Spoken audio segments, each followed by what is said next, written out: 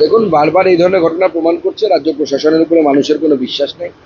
মধ্যযুগীয় ব্যবস্থা এবং কালকে ওখানকার বিধায়ক যে স্টেটমেন্ট দিয়েছে, সেই স্টেটমেন্ট এই মানসিকতাকে পুষ্টি করছে যে তৃণমূল কংগ্রেসের কিছু সেকশন আছে যারা মনে করে ভারতবর্ষের মধ্যে একটা আলাদা দেশ আছে এবং সেখানে তাদের সেই নিয়ম নীতি চলবে। এটা চলতে পারে না। ভারতবর্ষের সংবিধান আছে, সেই সংবিধান অনুসারে দেশ চলবে। দাদা, সেটা হলো যে বিজেপির তরফ থেকে এটা টুইট করা হয়েছে, তৃণমূল দুর্গের মণিপুর দেখতে পায়, কোচবিহার দেখতে পায়। না, সে তো তৃণমূল কুচবিহারও দেখতে পাচ্ছে না, আপনার চোপড়াও দেখতে পাচ্ছে না, কিছুই দেখতে পাচ্ছে না। দেখতে পেলে তো ব্যবস্থা নিত। সব থেকে বড় কথা, আমরা দূরবীন দিয়ে প্রশাসন দেখতে পাচ্ছি, দূরবীন দিয়েও প্রশাসনকে দেখা যাচ্ছে। আর প্রশাসনের তো এখন একটাই কাজ, বিজেপির নেতাদের কোথায় কি কে কি করছে এবং তাকে কেস দিতে হবে। প্রশাসন যদি বিজেপির নেতাদের পেছন পেছন ঘুরে বেড়ায়, পুলিশ যদি বিজেপির নেতাদের পেছন পেছন ঘুরে বেড়ায়, আইন শৃঙ্খলা রক্ষা হবে কি হবে? হবে না, সেইটাই হচ্ছে।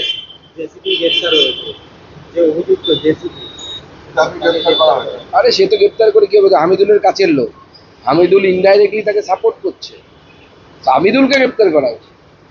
রাজ্যপাল সিপি এবং ডিসি সেন্ট্রালকে বদলে যাচ্ছে বলেছে।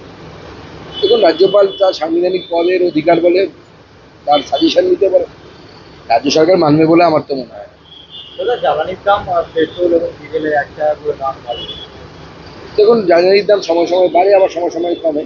আবার আন্তর্জাতিক বাজারে যখন জ্বালানি ক্রুড অয়েলের দাম কমে যাবে, তখন আবার কমে যাবে। দাদা, গণপুনরায় মৃত্যুর ঘটনা জেলায় ছড়িয়ে গেল, গতকালও একজন মারা গেল ঝাড়গ্রামে। এই তো পরিষ্কার বোঝা যাচ্ছে যে হেজিমনি হেজিমনি চলছে, মগের মুলুক যাকে বাংলায় বলে। এখন তো মমতা বন্দ্যোপাধ্যায়ের শাসন হচ্ছে মগের মুলুক। দাদা, গোটা দেশ জুড়ে চালু হচ্ছে ভারতীয় ন্যায় সংহিতা সহ নতুন শেষ করে এত তো